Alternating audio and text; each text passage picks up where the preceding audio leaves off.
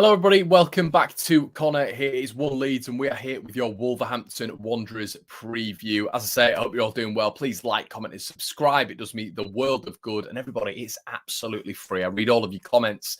The engagement and interaction on the channel in the past couple of months has been unbelievable. So please keep that up.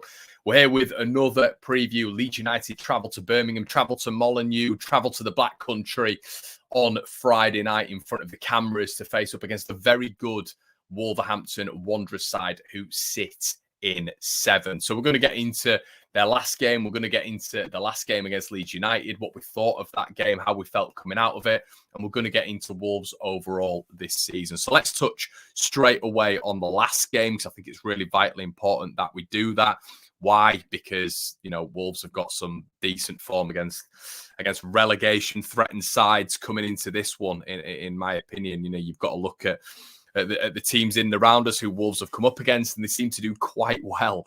So yeah, this Everton game, it was pretty dominant, to be quite honest with you. Match of the day, I felt, put up some highlights which were, maybe a little bit misleading in terms of favouring Everton for this fixture, but it was all Wolves. As you can see, the stats there. Wolves not known for really dominating possession, but there you go, 62% possession, nearly 600 passes to Everton's 356. Pass accuracy as well, obviously huge, because, that's where you break up play naturally. Wolves were able to complete a fair few passes in the defensive third and their attacking third. Everton committing more fouls there as well, which is a telling story. We know Wolves are extremely good as well, and this is another caveat already to this. We know Wolves are very good at buying fouls. We know Wolves are very good at game management. We know Wolves are ultimately very good at getting in the referee's ear, and that is it's a trio of things that Wolves have done against Leeds a million times before. They're able to, what they used to do against Marcelo Bielsa's Leeds United is they knew that it was very smart when Leeds build up play, and when we turn it into a basketball game, it's going to be extremely advantageous for Leeds United. So what did Wolves do? They broke up that murder ball thing that Leeds do, the intensity that Leeds work at, and they just broke up the play. They would go down for fouls. They will be in the referee's ear. The goalkeeper taking so long. Raul Jimenez throwing himself to the floor any chance possible. So we know that's going to happen again. We know we have to adapt to that. And hopefully with this change of system, a few changes in personnel, Leeds United will be able to adapt to that Wolverhampton Wanderers model. The only thing that worries me slightly is when we came up against a very good team straight away under Jesse, in terms of Aston Villa, I say a very good team, a good team. We really, really struggled with them. We struggled with their width, obviously with Leeds playing a little bit more narrower. And Wolverhampton Wanderers will get their fullbacks bombing on, similarly to what we did against Norwich, really. But we'll get their fullbacks bombing on down the left and right hand side, and Leeds need to be very, very aware of that. And I'm sure Jesse Marsch will be planning for that right now.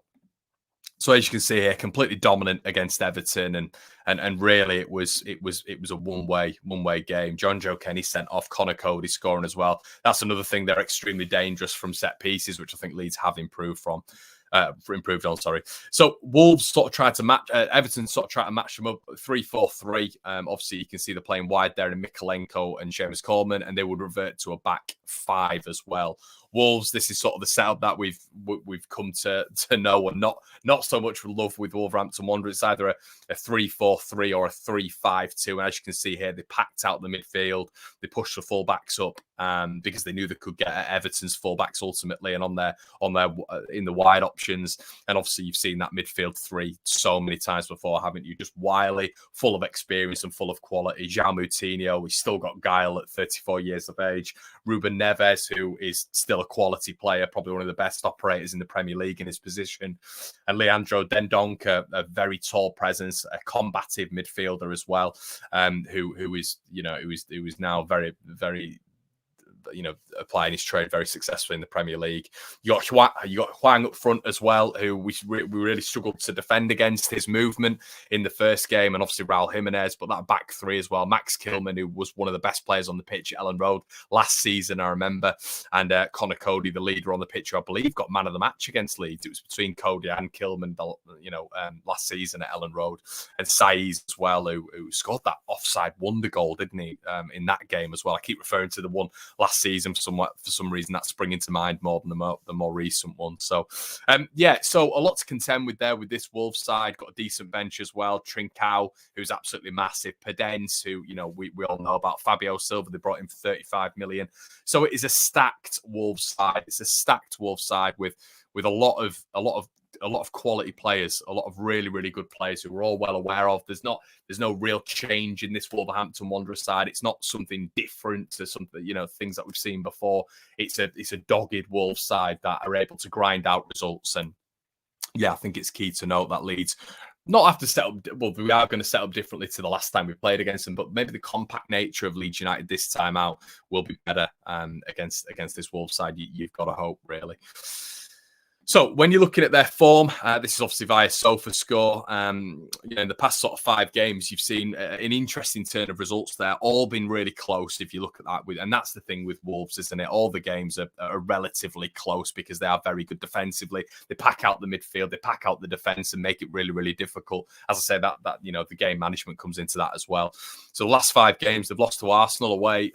Very narrow, that game. I watched it and Wolves were quite unlucky. West Ham, they lost out 1-0. 2 very decent results. Obviously, not I say decent, but in terms of the gap between both sides there, there's no real gap. They were very narrow defeats. Palace a surprise one, but the more important games are these 2 down here, because these 2 are operators in and around Leeds United in terms of Watford, who got absolutely spanked for 4, and Everton, who really got outplayed. So if we look at this game, I mean, yeah, it was a real tough one for Watford. The statistics of the game: Wolves dominating in terms of possession, shots on target as well. You look at that. I mean, Watford were able to get 9 shots, but none on target. Corner kicks massive as well, because we know how good Wolves are on corners, but big chances missed. Look at that. This could have been an absolute cricket score. Big chances missed, 3. Shots inside the box, 6, and passes. We were just looking at the Everton game and thinking that might be an outlier, but it wasn't. Wolves absolutely passing Watford to death, and accurate passes 89%. So they were absolutely all over them in this game. And if we just look at the lineup once again, they reverted to it was still a sort of it was more of a 3-4-3. This one, wasn't it? And you've obviously included Daniel Pedence in that one. So yeah, it was a tough one, that one for Watford, and it's interesting because that's sort of a parallel, isn't it, to Leeds in terms of what we're going to be going up against in terms of their quality up against ours. Jose Sarr, unbelievable in between the sticks for them. Obviously, Neves. Not heard too much about Luke Cundle. I believe he's a youngster, but João Moutinho, Romain Saiz, Romain Saiz, sorry.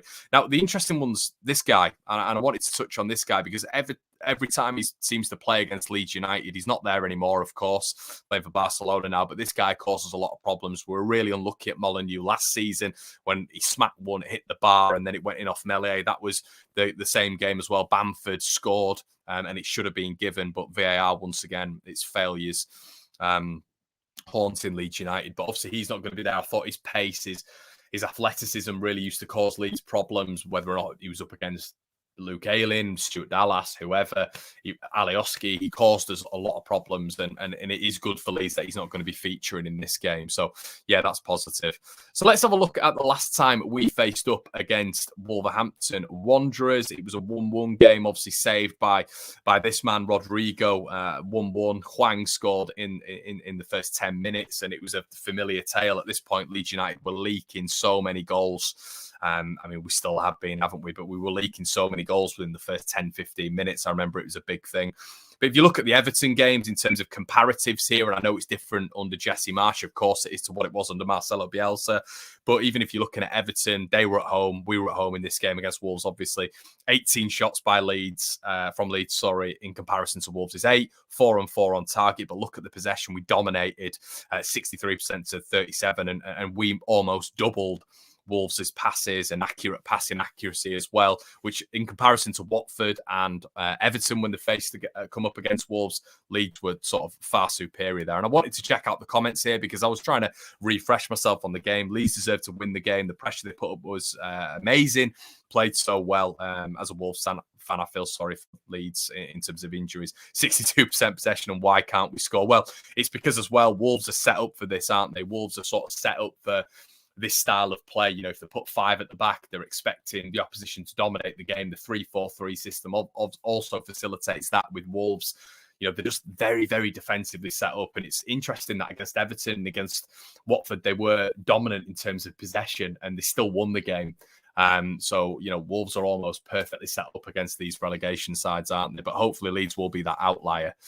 So if you look at the lineup, this is obviously got to be interesting. This is obviously going to be interesting, I should say, because this is the lineup that we played against last time, and it was a different formation, different system. But the 4-1-4-1 here, Elan in net, Jamie Shackleton at right back. So you feel like if Luke Ayling was going to be at right back there, it's going to be a little bit stronger. Diego's obviously going to keep his place. Liam Cooper obviously going to be out of the side, but I think, you know, Pascal's height and his physicality is obviously going to be well needed in this game, much needed in this game when you look at the likes of Max Kilman, Connor Cody and Romain Saiz. Dallas, interestingly, played left back in this game, and he's going to have sort of a very similar test in terms of Max Kilman, Semedo. It might be Johnny, I'm not 100% sure. But that 4 there, Pascal was obviously playing in the 1, just in front of Liam and Diego. So that's obviously going to turn into a double pivot. But yeah, interesting to note that Click was in this game. Harrison, Rafinha, you probably expect Harrison to fall out of that wide option and Dan James to go out wide, and Patrick Bamford to come in. And it looks like Rodrigo's going to come out. So it's going to be interesting to see whether or not Gelhardt comes in for him. So yeah, Wolves set up similarly to what they do normally, really. There, you know, the back line, that back 4 is consistent, isn't it? It's always the same. You got João Moutinho in there, Dendoncker, Neves didn't actually start this game, which was interesting. He came on. But yeah, fascinating to see, and something very, very similar to what Wolves really always play. Now, from a Leeds United perspective, it's a big game. I've said it a little bit at the start, but it's a huge game in terms of keeping up that momentum. A good win against Norwich, but I think Leeds, we have to keep our feet on the ground. It is Norwich. It was an important win. Euphoria, an unbelievable Premier League moment, not just for Leeds, but just a Premier League moment as it stands. But we've got to keep our feet on the ground. These are the litmus test games. You know, these are the games where it's going to be really difficult for Leeds. If Leeds can grind out a point, I will be happier than a win against Norwich. And I'll go out there and say that because I think a win against Norwich was absolutely vital. I do, but I think going up toe-to-toe against a team in the top 7 and Jesse being able to right that Villa wrong, would be exponential to Leeds fans' confidence in this remainder of the Premier League campaign, because I think it's got to a point now where it can't be win, lose 2 or 3, then maybe pick up a win, then lose 2 or 3 or 4, then get a draw. We've got to start building up some momentum. We really haven't. We were able to do it at the back end of last season with this squad, so we should be able to do it again. Obviously, Calvin looks like he's going to be back for the Southampton game. You'd hope. You know, Jesse was saying that him and Liam are going to should be all right after the international break, so they'll be right for Southampton and Brighton at home. But in this game, immediately, you know, we don't want to be going into the international break on the back of a loss. I'm expecting a loss, to be quite honest with you, because we can never seem to get a win against Wolves. We really, really struggle. But if we're able to make it into a horrible game, you know, you forget the system. It's going to be wholly different. So it's not going to be an open, expansive, wide as you can Leeds United, where Wolves are able to sort of dictate. I think it's going to be a compact game, so it could be an absolutely horrible game. But, you know, we did see Marsh sort of go from a 4-2-2-2 into a 4-2-3-1, a double pivot, and Rafa seemed to go out wide a little bit more and play on the last man a little bit more, which I think is absolutely key for Leeds to have any attacking threat. Rodrigo's going to be out of this game, which I don't know whether or not he'd have flourished in this game, because I think Neves, Dendoncker and João Moutinho would just be able to crowd him out, to be honest with you. Would just be able to crowd him out. So whether or not you need a little bit more more from deeper in the pivot, you know, a little bit more from Forshaw, a little bit more from Matthias Click, a little bit more from the centre backs in terms of going long and hitting Patrick Bamford, and having Dan James, having Rafinha working off Patrick Bamford. That's something that will have never deployed against Wolves. So that's something that they're going to have to contend with. You know, if Bamford can make himself a little bit of a nuisance for those centre backs, then who knows what can happen. But you're going to, Bamford, there is an expectation. I do always think this with Wolves. Bamford always does seem massively isolated with that back three up against him. So it's all going to be in and around him. Hopefully Leeds can pick up the scraps. And listen, that's the counter press system, isn't it? That's what it is. It's counter attacking and pressing. So hopefully we can do that a little bit more. Hopefully we can see a little bit more of the Jesse Marsch system. I still don't think we've seen it fully. I think we've seen bouts of it, I should say. The unit pressing, but I don't think we're seeing it collectively throughout even a 60, 70-minute game, to be honest with you. So a point against Wolves would be huge. Give me a point right now. Take your hands off. I don't think we'll win the game, but I am going to go with a Wolves 1, Leeds 1. Let me know what you think in the comment section below, guys. It's been a pleasure to come to you as always, and I will see you in a bit. Cheers.